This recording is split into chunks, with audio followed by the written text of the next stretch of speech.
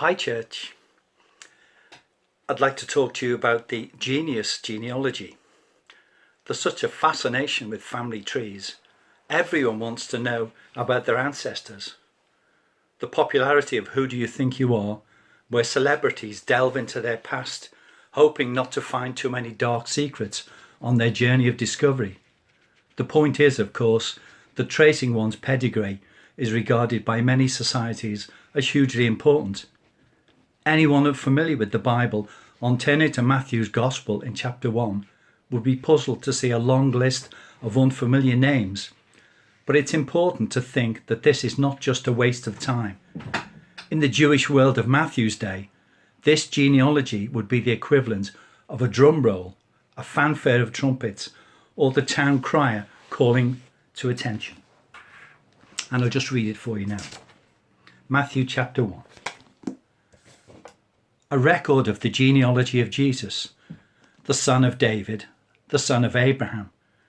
Abraham was the father of Isaac, Isaac the father of Jacob, Jacob the father of Judah and his brothers, Judah the father of Perez and Zerah, whose mother was Tamar, Perez the father of Hezron, Hezron the father of Ram, Ram the father of Amminadab, Amminadab the father of Nahshon, Nahshon the father of Salmon, Salmon the father of Boaz, whose mother was Rahab, Boaz the father of Obed, whose mother was Ruth, Obed the father of Jesse, and Jesse the father of King David.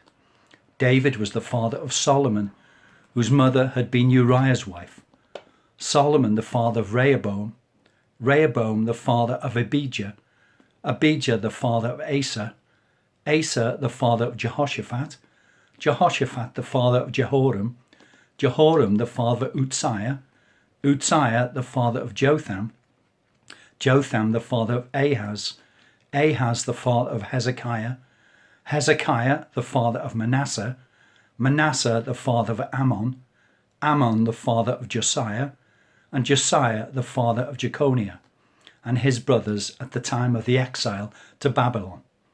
After the exile to Babylon, Jeconiah was the father of Shealtiel, Shealtiel the father of Zerubbabel, Zerubbabel the father of Abihud, Abihud the father of Eliakim, Eliakim the father of Azor, Azor the father of Zadok, Zadok the father of Achim, Achim the father of Eliud, Eliud the father of Eleazar, Eleazar the father of Matan, Matan the father of Jacob, and Jacob the father of Joseph, the husband of Mary, of whom was born Jesus, who is called the Christ.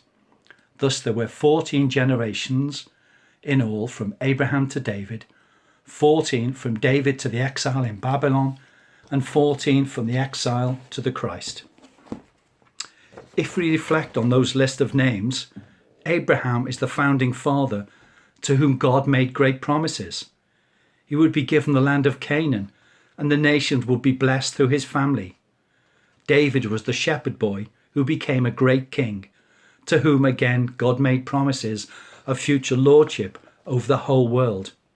The Babylonian exile was the time, it seemed, that all these promises were lost forever, drowned in the sea of Israel's sins and God's judgment. But the prophets of the exile promised that God would again restore Abraham's people and David's royal line. The long years that followed, during which some of the Jews had come back from Babylon but were still living under foreign pagan oppression, were seen by many as a continuing exile, still waiting for God to deliver Israel from sin and the judgment it brought. Now is the moment, Matthew is saying, for all this to happen. The child who comes at the end of this line is God's anointed, the long-awaited Messiah to fulfill all the layers and levels of the prophecies of old.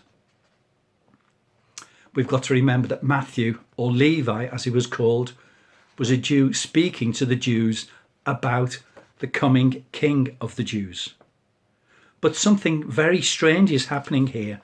He is about to tell how Mary, Jesus' mother, had become pregnant, not through her fiancé Joseph, but through the Holy Spirit.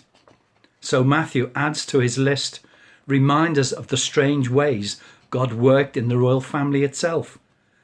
Judah's treatment of his daughter-in-law Tamar as a prostitute, Boaz being the son of the Jericho prostitute Rahab, and David committing adultery with the wife of Uriah the Hittite, whose murder he also arranged.